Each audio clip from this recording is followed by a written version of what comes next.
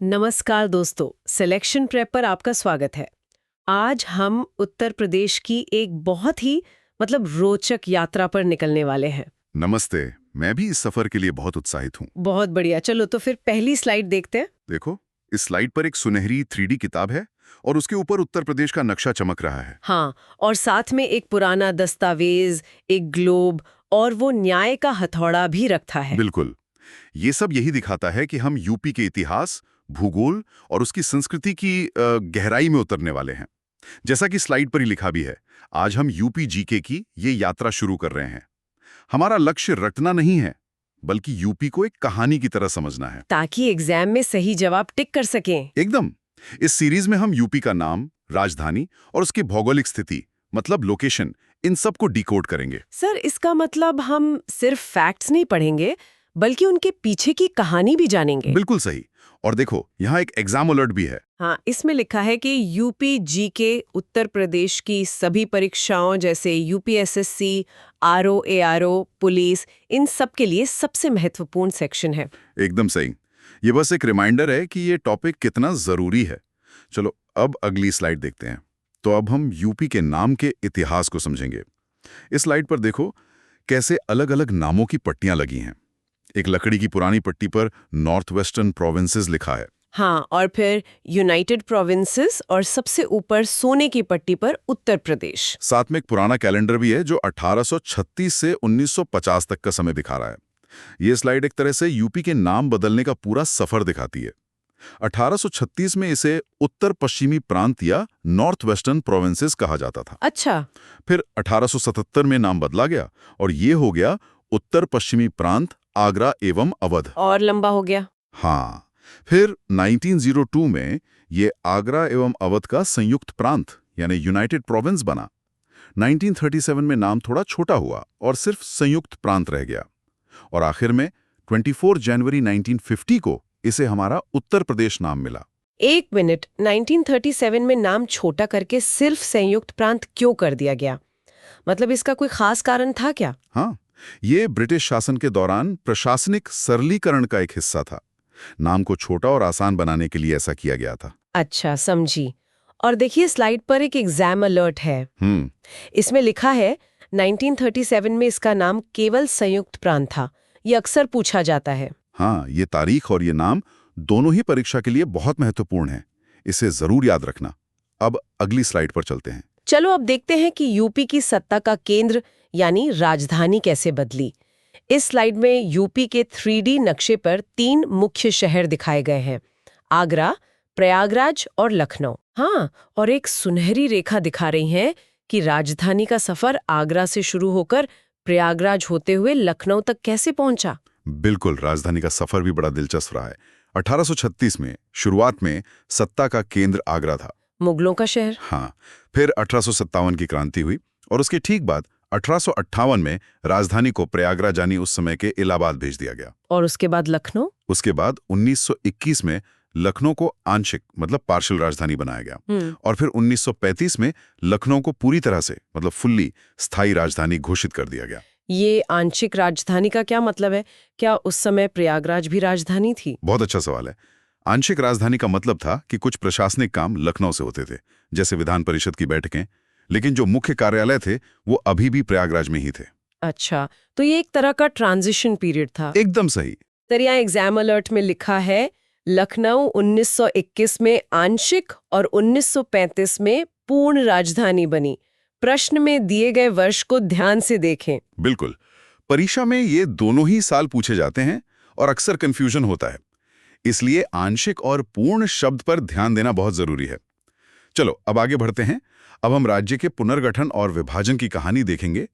देखो, इस स्लाइड में यूपी के नक्शे से एक हिस्सा अलग होकर एक नया राज्य बनता हुआ दिखाया गया है, जो कि उत्तराखंड है। और साथ में 9 नवंबर की तारीख वाला एक कैलेंडर भी है। हाँ, तो ये स्लाइड 2 महत्वपूर्ण घटनाओं के बारे में है।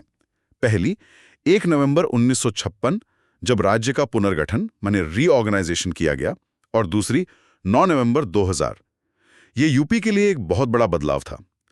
प्रदेश के 13 पर्वतीय जिलों को काटकर उत्तरांचल बनाया गया, जिसे अब हम उत्तराखंड कहते हैं। बिल्कुल। सर, इस विभाजन का उत्तर प्रदेश पर क्या प्रभाव पड़ा? इस विभाजन ने यूपी के आकार और संसाधनों, खासकर जो पर्यटन और वन संसाधन थे, उनको काफी प्रभावित किया, क्योंकि ज्यादातर पहाड़ी इलाके नए राज्य में चले गए। अच्छा, यहाँ एग्जाम अलर्ट में लिखा है उत्तराखंड निर्माण में यूपी के ठीक 13 जिले अलग हुए थे। यह संख्या याद रखें। हाँ, ये संख्या मतलब 13 जिले, ये कई बार परीक्षा में पूछी गई है। इसे याद रखना बहुत जरूरी है। चलो अब अगली स्लाइड देखते हैं। अब बात करते हैं उत्तर प्रदेश दिवस की। इस स्लाइड में देखो, एक सुनहरी ट्रॉफी है और 24 जनवरी की तारीख वाला एक कैलेंडर, जिसके चारों ओर जश्न का माहौल है। ये यूपी के स्थापना दिवस को दिखा रहा है? हाँ, तो 2018 में योगी सरकार ने 24 जनवरी को उत्तर प्रदेश दिवस के रूप में मनाना शुरू किया। और ये वही तारीख है जब 1950 में संयुक्त प्रांत का नाम उत्तर प्रदेश हुआ था। बिल्कुल। और 2025 की थीम भी दी गई है, विकास और विरासत, प्रगति की राह पर उत्तर प्रदेश। ये थीम राज्य के आधुनिक विकास और प्राचीन संस्कृति दोनों को एक साथ दर्शाती है। एक सवाल है, 2018 से पहले क्या उत्तर प्रदेश दिवस नहीं मनाया जाता था? नहीं, इसे राजकीय स्तर पर मनाने की जो शुरुआत है वो 2018 में ही हुई। ये एक नई पहल थी। अच्छा, और इसका एग्जाम अलर्ट तो सीधा सवाल जवाब फॉर्मेट में है। हाँ, क्या है? यूपी दिवस मनाने की शुरुआत किस वर्ष हुई? उत्तर 2018। बिल्कुल, ये एक सीधा और महत्वपूर्ण फैक्ट है जो परीक्षा में आने की पूरी संभावना रखता है। अब अगली स्लाइड पर चलते हैं। चलो अब देखते हैं कि क्षेत्रफल यानी एरिया के हिसाब से यूपी भारत में कहाँ खड़ा है। इस स्लाइड में एक विनर्स पोडियम है जिस पर पहली, दूसरी, तीसरी और चौथी पोजीशन दिखाई गई है। और चौथे स्थान पर यूपी का नक्शा है जिस पर 7.33% लिखा हुआ है। हाँ, और पहले 3 स्थानों पर रेगिस्तान, पहाड़ और जंगल दिखाए गए हैं जो बाकी राज्यों को दर्शाते हैं। तो यूपी का कुल क्षेत्रफल 2,40,928 वर्ग किलोमीटर है, जो भारत के कुल क्षेत्रफल का लगभग 7.33% है। सही।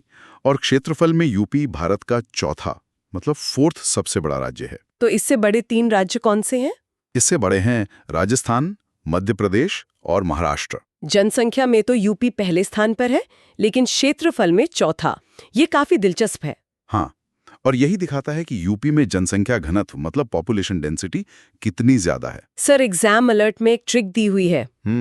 याद करने की ट्रिक, राम महा के बाद यूपी। एकदम सही। रा से राजस्थान, एम से मध्य प्रदेश और महा से महाराष्ट्र। ये ट्रिक टॉप 3 राज्यों को याद रखने में बहुत मदद करती है। चलो अब आगे बढ़ते हैं। अब एक बहुत ही महत्वपूर्ण विषय, भारतीय मानक समय। इस स्लाइड पर पृथ्वी का एक 3D ग्लोब है जिसके ऊपर से एक नीली चमकदार रेखा गुजर रही है। और ये रेखा भारत के ठीक ऊपर से निकलती हुई दिखाई गई है। बिल्कुल। भारत का जो मानक समय है, इंडियन स्टैंडर्ड टाइम, वो उत्तर प्रदेश से ही निर्धारित होता है। मतलब पूरे देश की घड़ियां यूपी के हिसाब से चलती हैं? वो यूपी से गुजरती है और ये रेखा प्रयागराज के पास मिर्जापुर से होकर जाती है। और इसी रेखा के आधार पर पूरे देश की घड़ियां सेट की जाती हैं। सर, मैंने कुछ किताबों में प्रयागराज के पास नैनी का नाम भी पढ़ा है। मिर्जापुर और नैनी में से कौन सा सही है? बहुत ही अच्छा और जरूरी सवाल पूछा।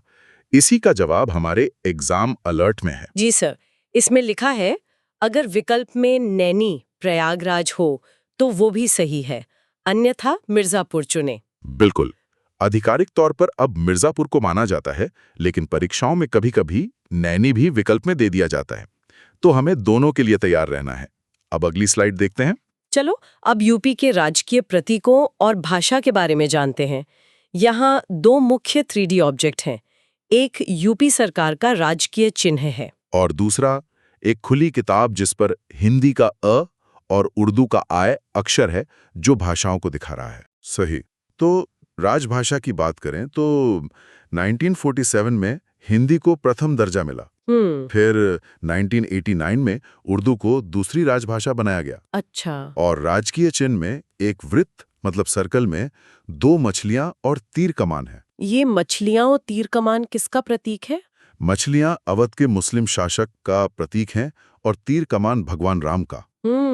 ये राज्य की गंगा जमनी संस्कृति को दिखाता है। सर, उर्दू को दूसरी राजभाषा बनाने में इतना समय क्यों लगा, 1989 तक? ये राज्य की एक बड़ी आबादी द्वारा उर्दू भाषा के उपयोग को आधिकारिक मान्यता देने का एक राजनीतिक और सामाजिक निर्णय था जो समय के साथ लिया गया। अच्छा, इसका एग्जाम अलर्ट भी एक सीधा प्रश्न है। उर्दू को राजभाषा कब बनाया गया? सही उत्तर 1989। हाँ, ये सवाल परीक्षाओं में कई बार दोहराया गया है। ये साल याद रखना बहुत जरूरी है। चलो, अब अगली स्लाइड पे चलते हैं। अब जरा करंट अफेयर्स की बात कर लेते हैं। इस स्लाइड पर एक ब्लूप्रिंट मतलब एक नक्शा दिखाया गया है, जिस पर यूपी के नक्शे में से एक नया जिला कल्याण सिंह नगर को बनाया जा रहा है। और साथ में कैंची और पेंसिल भी हैं जो निर्माण की प्रक्रिया को दर्शाते हैं। सही।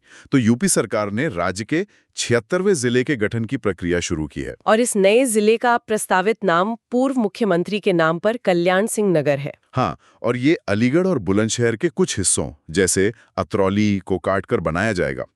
ये करंट अफेयर्स का एक हॉट टॉपिक है। सर, तो क्या अब यूपी में 76 जिले हो गए हैं? नहीं, अभी नहीं। प्रक्रिया शुरू हुई है, लेकिन अभी ये बना नहीं है। देखो, एग्जाम अलर्ट यही बात साफ कर रहा है। जी सर, इसमें लिखा है वर्तमान में 75 जिले हैं, ये अभी निर्माणाधीन, अंडर कंस्ट्रक्शन है। बिल्कुल। परीक्षा के लिए ये जानना बहुत जरूरी है कि अभी संख्या 75 ही है, 76 नहीं। अब हमारी आखिरी स्लाइड देखते हैं। तो आज की हमारी चर्चा के अंत में आ गए हैं।